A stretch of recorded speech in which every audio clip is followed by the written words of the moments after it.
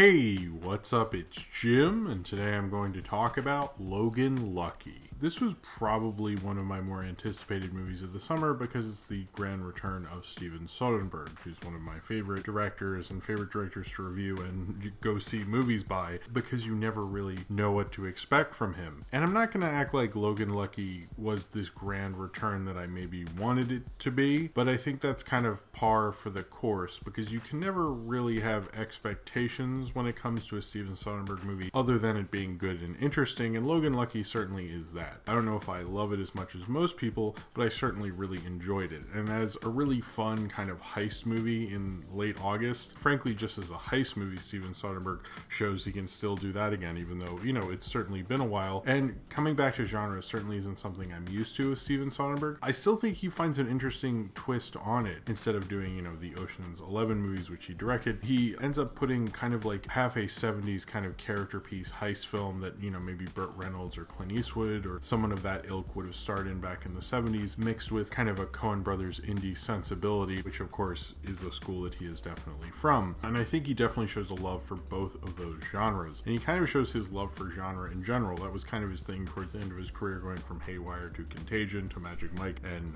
all sorts of places, by basically playing with genre and subverting it in certain ways. And Logan Lucky kind of goes back to that, showing like how undervalued most people consider the characters, the Logan brothers, Jimmy and Clyde, played by Channing Tatum and Adam Driver, now kind of undermine you kind of take this whole situation, having a heist movie in West Virginia. Soderbergh plays with that in very interesting and intelligent ways, particularly at a time when most of the country is pretty divided on such things and probably would just, you know, at face value malign these people. But Soderbergh shows these characters with the utmost respect and sincerity while also having a lot of fun with it and going on his own kind of weird riff at the same time. Logan Lucky is still an interesting film full of ideas, more ideas than you'd probably expect from the poster. It actually kind of makes you think in ways that most kind of fun little trifle heist movies aren't even really considering, but Steven Soderbergh is, and he kind of uses that genre to kind of probably say more than you're probably accustomed to when it comes to these kind of films. But Steven Soderbergh of course does it anyway. I don't know if that'll make this film less popular necessarily, but I still find it interesting that he did it. I think it's a really interesting heist movie, probably one of the few heist movies that really thinks how you view people in society and also gives you a hell of a good time as well. A family who's trying to reverse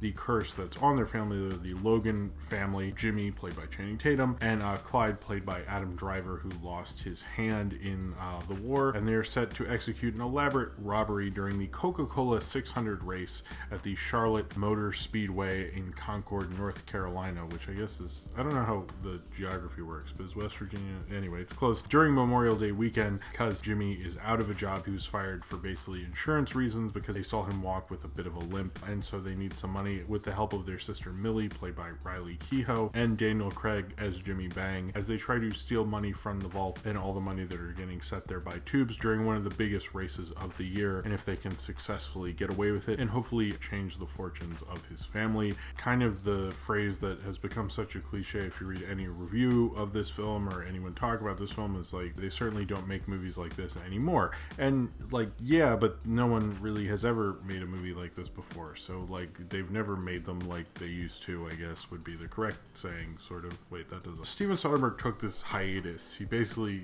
really said it was a sabbatical basically, but he kind of was like retiring, and he left and he made The Knick, and his last film was sort of Side Effects, sort of Behind the Candelabra, depending on how you want to, what position you want to take on that one. But mainly he was upset that people weren't making the kind of films he wanted to see anymore, and this kind of reflects a kind of film that really, yes, they don't make anymore, but it shows kind of the glory in that. If you've heard Steven Soderbergh talk about the state of filmmaking, which I don't necessarily agree with, he really kind of loves filmmaking about character and what you can do with that character and what you can do with genre, and playing with that in a real love of filmmaking and using this in a certain way. It kind of reminds me of things like Harry in Your Pocket or his Ocean movies and things like that, but there's a love for the character, and that used to be even in the biggest hits with, like I said, with Burt Reynolds or Clint Eastwood, who were the biggest stars of their day. They were about character. Now, the interesting thing is you could certainly look at a film like Deadpool and Spider-Man or any of the Marvel movies and say primarily those films are about character too. These films are kind of more in kind of the indie drama way that we don't get it in that bent anymore. And certainly these kind of films and a heist film and even kind of a weirder kind of offbeat film like this wouldn't work if the characters don't work. And this film certainly does. Of course, Steven Soderbergh can get like, you know, a lot of really good actors because he's like Steven Soderbergh. So it kind of works out for him, but he certainly knows how to get that to work. And he's done that before, obviously, in the Ocean films and Contagion, having crazy elaborate casts, but certainly casting it almost perfectly. He understands also how to use these characters and use a character piece to kind of really make that the real heart and soul of the film. There's only a little bit of setup and then you're really into the whole elaborate setting up of the heist. It almost cares more about the heist in certain points than it does setting it up, but then gives you an emotional payoff, probably more than the build-up was, but maybe the build-up honestly wasn't really worth it anyway, so it's probably good he cut it out or something. Maybe it does feel a little long and it does have an odder flow. It kind of reminds me of 70s films in that regard because you'd sort of know the kind of genres you're expecting, but you wouldn't exactly know. You'd have directors who kind of, you know, would be kind of a studio director, but they knew it was the 70s, so they could sort of do their own thing. And that's sort of what Soderbergh is doing. This feels very 70s in certain ways. And I like that about a film that has movie stars in it and is representing kind of more of small town America in ways that we don't really see anymore. I like how Soderbergh does that because he's not really making fun of anybody. I think what he's really trying to show is like the fun and the weird situations you're going to have within this. It does a really good job at that. I don't think any other director could make you think about how you're undermining these people automatically when you hear, you know, just West Virginia or something, and, you know, NASCAR and things like that, because, you know, by the way, NASCAR participated and helped them make this movie. I don't think they paid anything, but they were willing participants in this, because this doesn't like slag off that culture. It's not like he's making fun of it or making caricatures of it. He's really showing these people who are like real fleshed out kind of human beings in a certain way that you don't really get in that. The way Marvel films, you know, make a superhero movie with another genre, like how they said Ant-Man was superhero. With a heist film, this is a heist film with a character piece in it, which is what you used to really get. And I think Soderbergh wants to do that and kind of misses that in a way, but he wants to do it and say something a little more. He uses how you are undermining them to really like let these characters be undermined throughout the whole movie, but show the real surprise and twist almost work perfectly because of the character piece element to it. I don't necessarily love, like, I'm not a big Ocean's trilogy, is it now, fan. I haven't watched them in a little bit, but I was never like, they're not my favorite Soderbergh films, but I think this one is probably more thought-provoking than those are. I think I kind of unjustly malign those probably, but this seemed to have a little bit more going on with it, and the more I read about it, the more I think about it, the more I think there is more there, which is kind of really interesting. I didn't get that as much in his genre films, like when I see something like Haywire or Contagion, I feel like I really get it. And Logan Lucky is the kind of film I actually want to see again, and probably would play really well on cable and hold up to repeat viewings, because I feel like there's more there, and I kind of want to see how it flows a second time now that I know how it all goes down. And Soderbergh is the kind of director where I usually do see his movies twice. He's kind of like a Tarantino type situation for me. I almost feel like it's a little weird to make a review after the first viewing, because when this comes on, I think it's going to go on Amazon or something, I'll probably watch it then, and then I'll watch it in a year after that, and I'll really like pick it apart. I didn't do it with Side Effects, but a lot of his recent movies I have, and there's always kind of like deeper layers. As much as the beginning I was like, well, this is a fun like trifle thing, I don't know if this is like what I really wanted, but it's still fun and well directed and competently directed in ways that I don't really expect from this type of a movie. But at the same time, I don't know if this is necessarily what I wanted from him. I like what he did with Channing Tatum, and it's interesting what he does with Channing Tatum because Magic Mike is so much of what Channing Tatum is, and Soderbergh obviously directed that. What he does with him in like Side Effects and Haywire and this is he tries to, and probably more this than the other two that aren't a Magic Mike, or Magic Mike XSL, which he sort of worked on but didn't. Channing Tatum plays more of a low-key performance. He does play it like, you know, a Clint Eastwood or someone kind of more subtle than you're used to him doing, kind of the thankless leading man role. In a lot of ways, you get to see Adam Driver and Daniel Craig have a lot of fun, and he almost has to, you know, be the baseline of this whole thing. He's kind of theoretically, even though this movie's filled with movie stars, he's sort of movie star role where everyone else has to be, you know, really on their A game, and they're, you know, is really what will like pop out of the movie while you're seeing it, but he's supposedly just supposed to get you in and get you financing and do a decent enough job. And I think Channing Tatum like has a lot of fun with that role. He looks a little schlubbier and I think a little more down home than we're used to from him, but I think he plays it really well. I like Adam Driver. I don't think he has as much to do. Obviously Daniel Craig is the real standout. You actually get a really cool character actor performance from Daniel Craig. Who knows if he'll get to do these sort of things ever again, but he plays it in a way like this is like my one chance to have some fun as an actor and not do the same kind of performance that I do in James Bond movies and you know, anything else. It's probably the first time I've seen Daniel Craig have fun in a movie in a really long time, which is fun. I love Riley Keough. I think she's like becoming a new star to watch really. In this film, Seth MacFarlane is in this as well, kind of doing an English sort of voice. It's interesting, they have Seth MacFarlane who's American being English, and they have Daniel Craig who's English being American, which part of me thinks is part of the joke.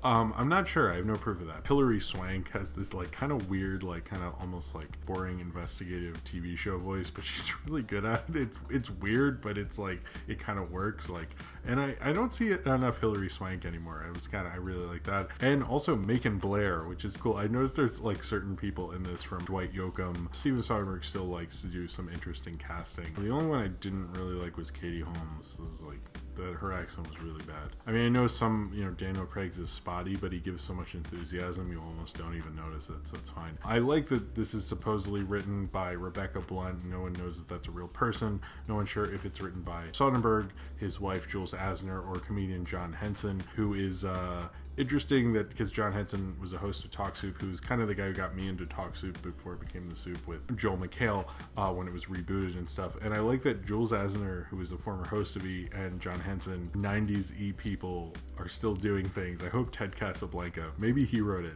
but anyway, who cares who wrote it really? It was written by someone clearly. I would be curious if someone who's into NASCAR and is into the South and things were to see this film and what they would think of it. I don't really know much about NASCAR or really get it or anything like that. I think the respect he pays in this film to his characters is similar to what he does in Magic Mike, where you really end up caring about, you know, male strippers, who's nothing I had any interest in, but I love the Magic Mike movies.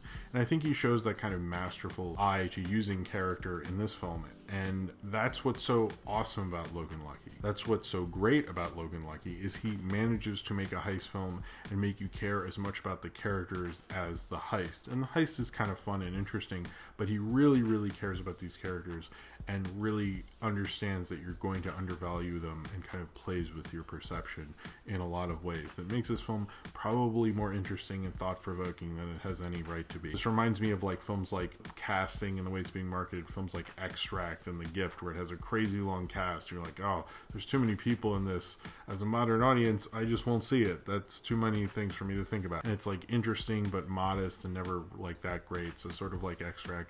But instead of doing that, like Soderbergh kind of takes advantage of your kind of lesser expectations and does something kind of interesting with it, and kind of reminds you of why he was so cool and interesting in the first place. Is he could twist those conventions both as a director and in this film to like say something more interesting than if he just kind of played it as he's usually supposed to play it. I don't know if necessarily I love it and it's kind of like this highlight of his filmography. It made me think about watching it again after seeing it, although during a lot of it I was undervaluing it. I wasn't undervaluing the characters necessarily, but I wasn't really as into it while I was watching it. So it's kind of an interesting odd flow of a movie, but after you leave it you won't be really disappointed. It sort of has a Hell or High Water kind of vibe to it. Interesting director really playing with kind of the undervaluedness of kind of the South and everything like that. And I think I like what Hell or High Water does more with that, and I'll probably rewatch that more. But this film still had me thinking and still had me interested in seeing more Soderbergh. It might not be the grand auteur statement